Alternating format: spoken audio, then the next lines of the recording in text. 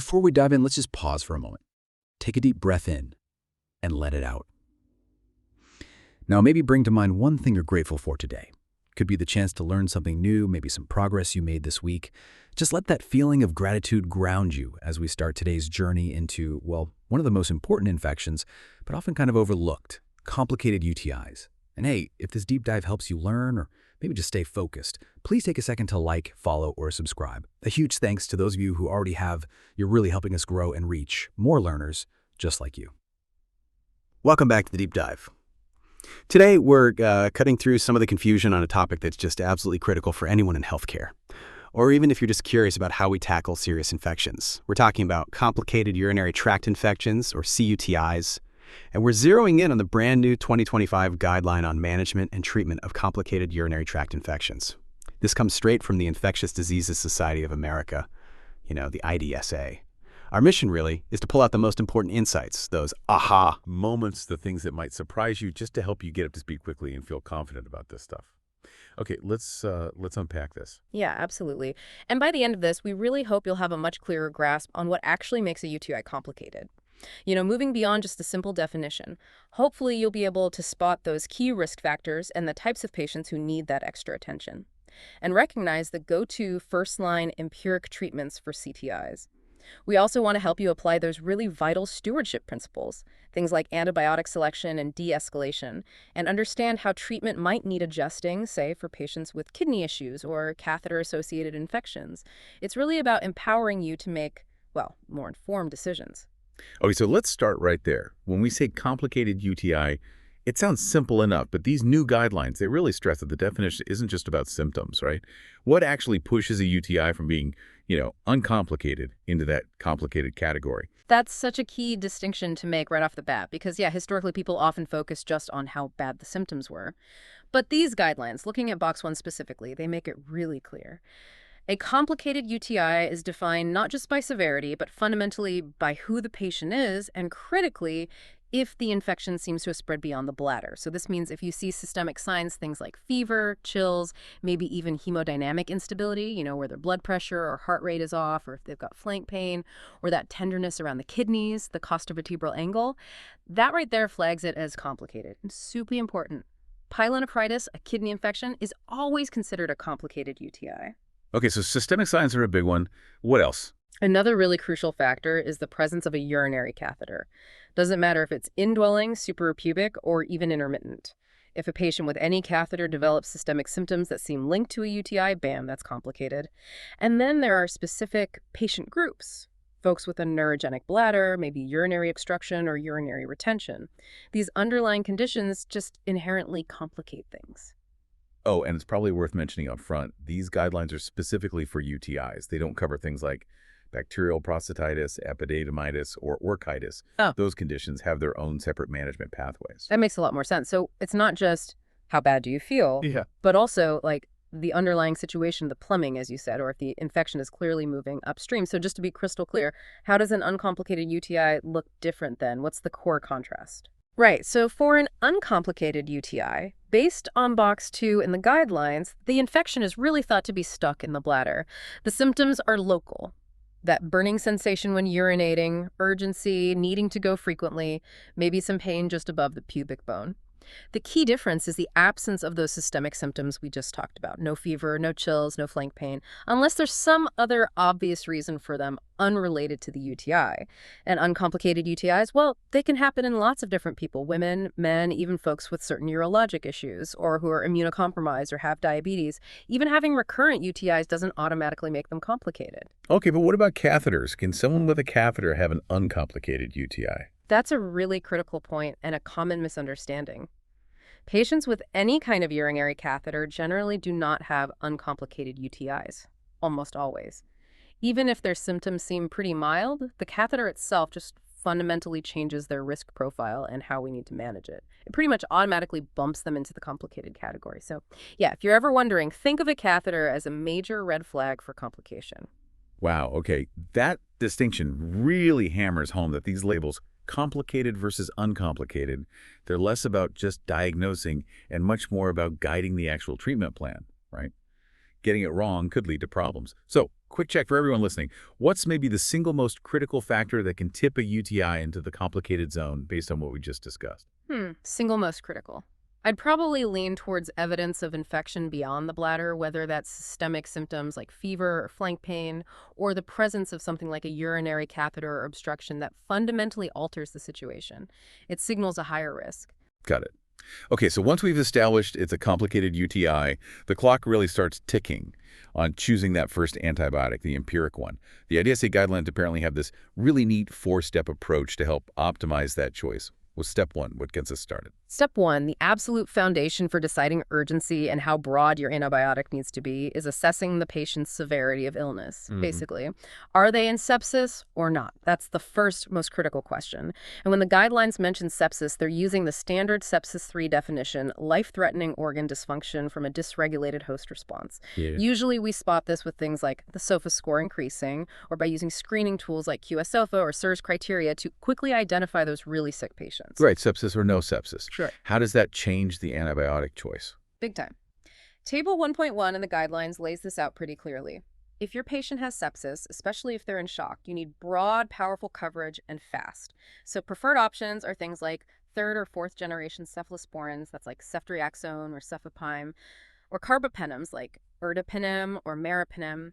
Piperacillin-tazobactam is another workhorse. Fluoroquinolones like ciprofloxacin or levofloxacin are also on that list. Newer agents or even older aminoglycosides might be alternatives. Now, if the patient has a cUTI but is without sepsis and they need IV therapy, the preferred list is similar but maybe a touch narrower. Still looking at those 3rd or 4th gen cephalosporins, piptazo, or fluoroquinolones, carbapenems and newer agents kind of slide down to be alternatives here. And then for those non-septic patients who can actually take meds by mouth, the preferred choices are fluoroquinolones or trimethoprim sulfamethoxazole. Alternatives might include amoxicillin clebulinate or certain oral cephalosporins. That's a really clear hierarchy based on how sick they are. But what about some common UTI drugs like nitrofurantoin or oral fosfomycin? Why are they generally not recommended for complicated UTIs? Yeah, that's a super important point and one that can trip people up. Nitrofurantoin and oral fosfomycin are generally not considered appropriate for complicated UTIs. The main reason is they just don't achieve high enough concentrations in the kidney tissue itself or in the bloodstream. In cUTIs, the infection often involves the kidneys or might even be systemic, so you need an antibiotic that gets good levels everywhere, systemically. These drugs are great for simple bladder infections, but they just don't cut it for deeper or more widespread infection. Right. That makes perfect sense. Okay, so severity is step 1. Step 2 seems to bring in more personalization. What are those key patient-specific risk factors for resistant bugs we need to think about? Step 2 is all about tailoring the empiric choice by looking at the patient's history for clues about potential resistance. It's smart medicine. First, have they had a resistant bug isolated from their urine before, especially recently? If yes, you'd obviously want to avoid antibiotics that you know won't work against that specific resistance pattern. Recent cultures are more predictive than older ones. The other big one is prior antibiotic exposure. Specifically, if the patient has received a fluoroquinolone within the past 12 months, the guidelines generally recommend avoiding that class for empiric therapy this time around. The more recent the exposure, the stronger that recommendation becomes because the risk of resistance is higher. That naturally leads to thinking about which resistant bugs we're most worried about. So just to check again, which pathogens are really common in cUTIs? You mentioned the guidelines talk a lot about Enterobacterales. Yeah, you're spot on. Enterobacterales are definitely the most frequent players in pretty much all UTIs, complicated included. So we're talking E. coli, Klebsiella, Proteus, those usual suspects. But when the guidelines emphasize needing broader spectrum coverage, especially in sicker patients or those with risk factors, they're often hinting at the need to cover beyond those common ones. Think Pseudomonas aeruginosa, which can be notoriously difficult to treat. Sometimes Enterococcus species. Even MRSA, methicillin-resistant Staph aureus, can be a concern in specific situations, like maybe after instrumentation or in patients with long-term catheters. So yeah, while Enterobacterales are the main target, in complicated cases you often have to think a bit broader. Okay, severity of illness, check. Patient history for resistance, check. What's the third step in this 4-part plan? Step 3 is about other patient-specific considerations, mainly focused on preventing adverse events. This is really the common sense check. You absolutely have to consider patient allergies, any known reactions. Are there contraindications to certain drugs based on their other health conditions? What about potential drug interactions with medications they're already taking? It's all about balancing effective treatment with keeping the patient safe and avoiding preventable harm. Makes sense. Allergy check, drug interactions, good reminders. Yeah. And then finally, step 4 brings in the antibiogram. When does this tool actually come into play, and how do we use it properly? Okay, the antibiogram. Step 4 is specifically reserved for patients with sepsis, where you strongly suspect the cUTI is the cause. This is a really key distinction. If your patient is septic, using a local antibiogram can seriously help optimize your empiric antibiotic choice. But there are conditions. The antibiogram must be local from your specific hospital or health system. It needs to be recent, usually based on data from the last 12 months. And it needs to be relevant to the patient population you're treating, like ICU versus 4 patients if possible. For septic shock, the guidelines suggest choosing an empiric agent that shows 90% or higher susceptibility on the antibiogram against likely pathogens. For sepsis without shock, the threshold is a bit lower, maybe 80% or more susceptibility. The reason it's so crucial in sepsis is that getting that initial empiric therapy wrong significantly increases the risk of death. Wow, okay, so it's really targeted for the sickest patients. What about non-septic cUTI? No antibiogram guidance there? Interestingly, no. For patients with cUTI without sepsis, there isn't a specific recommendation to use an antibiogram to guide the initial empiric choice. This is flagged as a knowledge gap, partly because, thankfully, the mortality risk in this group is much lower. Even if the initial empiric choice isn't perfectly matched, it seems to have less impact on the ultimate outcome compared to sepsis.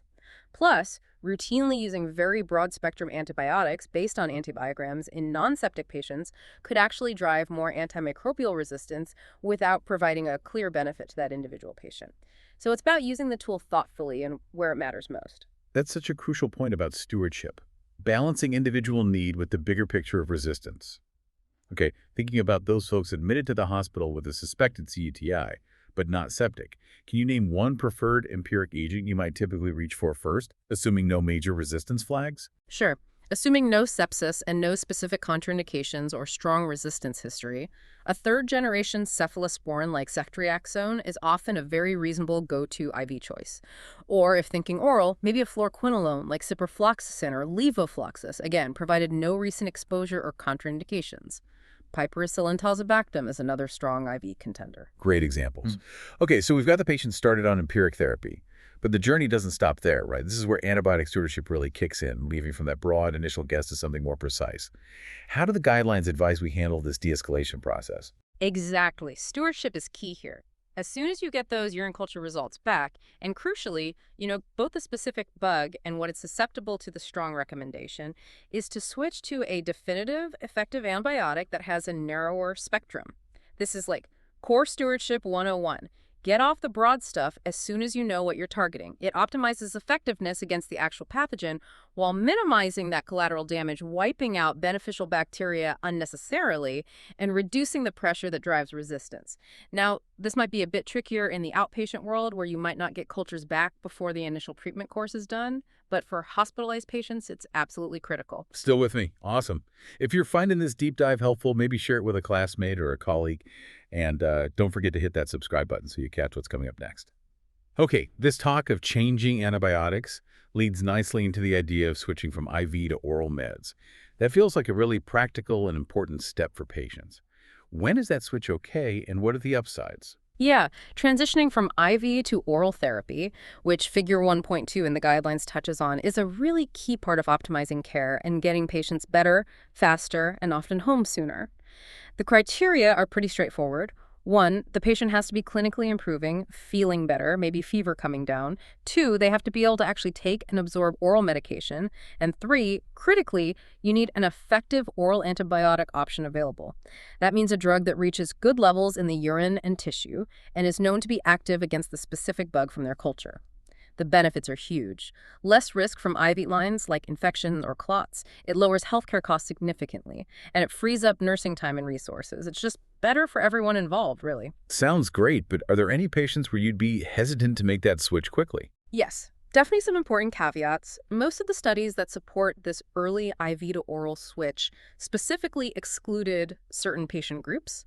Things like patients with indwelling catheters still in place, those who had severe sepsis or septic shock initially, people who are significantly immunocompromised, those with severe kidney problems, or patients with major structural issues in their urinary tract, like a big obstruction. These folks might need a more tailored approach, maybe a longer course of IV therapy before considering the switch. It requires more individual judgment. And if the cUTI also involved bacteria in the bloodstream gram-negative bacteremia, the criteria are similar, but you really want to ensure they're consistently afebrile, hemodynamically stable, and that any source of infection, like an obstruction, has been fully addressed before going oral. It really sounds like getting those culture results back is just game-changing for patient care. So why is it so important to reassess therapy after the culture results are in? What's the biggest win there? Oh, it's absolutely pivotal. I'd say the biggest benefit is really twofold. First, for the patient directly, it lets us move from potentially overly broad empiric therapy to the right drug, the most targeted, narrow-spectrum antibiotic that will effectively kill their specific bug. This means fewer side effects, less disruption to their normal gut bacteria, just better overall treatment. Second, and this is huge for stewardship, it helps us protect our antibiotics for the future. Every time we use a broad-spectrum drug when a narrow one would do, we increase the selective pressure that leads to resistance. So by de-escalating based on cultures, we use the most precise tool for the job, minimizing that pressure. It's about being responsible stewards of these incredibly valuable medications. Well said. Okay, and the million-dollar question. How long do we actually need to treat these infections? These guidelines seem to be pushing for shorter durations now. What's the deal with treatment length? You're absolutely right. There's a definite trend in these guidelines towards shorter courses of antibiotics for patients who are clinically improving. Specifically, for a fluoroquinolone, they're now suggesting a 5 to 7 day total course. For most other non-fluoroquinolone antibiotics used for cUTI, a 7-day course is typically recommended. This is quite a shift from the older standard of maybe 10 to 14 days for many cases. The main driver here is, again, antibiotic stewardship. Shorter courses mean less antibiotic exposure, less risk of side effects, potentially better adherence, and less pressure driving resistance. It also reduces the burden on the patient. But are there exceptions, times when longer treatment is still needed? Yes, absolutely. Just like with the IV to oral switch, the studies supporting these shorter courses often excluded those more complex patients. So if you have a patient with an indwelling catheter that's staying in, someone who had severe sepsis, is immunocompromised, has a kidney abscess, significant chronic kidney disease, maybe bacterial prostatitis is suspected, or has a complete urinary obstruction that hasn't been fixed, or they're undergoing certain urologic surgeries. These situations often require individualized treatment plans and potentially longer durations. For instance, men who have a febrile UTI or bacteremia where you suspect acute bacterial prostatitis might still benefit from that longer 10 to 14-day course to adequately treat the prostate infection. And obviously, if a patient isn't getting better as expected on a shorter course, you absolutely need to reassess. Look for an undrained collection, a persistent obstruction, something that's hindering clearance of the infection. It really feels like these guidelines empower clinicians to be much more precise and thoughtful.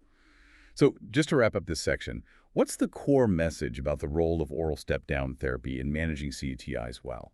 I think the core message is that oral step-down therapy isn't just about parent convenience, though that's great too. It's really a fundamental part of good antibiotic stewardship in complicated UTIs.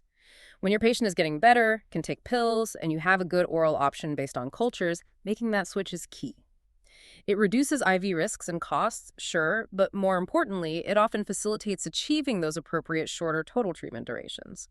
It helps us strike that critical balance, effectively treating the infection while minimizing the unnecessary antibiotic exposure that fuels resistance. It's just smart, patient-centered, and responsible care. This has been incredibly insightful. This deep dive into the 2025 IDSA Guidelines for complicated UTIs really highlights how, well, complicated they can be, but also how a structured approach can make management much clearer. From really understanding what defines complicated to choosing the right initial drugs based on severity and risk and then smartly de-escalating to targeted oral therapy. Feels like these guidelines give us the tools to provide better, more sustainable care. And I think that's really the heart of it. These guidelines aren't just a recipe book of which drug to pick. They're encouraging a way of thinking critically about every single antibiotic prescription. They really push clinicians to consider not just the immediate outcome for this patient, but also that bigger picture, the long-term impact on antimicrobial resistance for all patients. It's this constant, thoughtful balancing act, and it's crucial if we want to keep our current antibiotics effective for the future. Couldn't agree more. Well, thanks so much for tuning in, everyone. Complicated UTIs, they could definitely be serious, but with the right approach, timely diagnosis, appropriate treatment guided by stewardship principles, we really can improve patient outcomes and help fight resistance. If this deep dive helped clarify things for you, please do like, share it, or leave us a comment. You're not just studying or listening, you're actively helping build a smarter, stronger healthcare community. Until next time, take care and keep learning.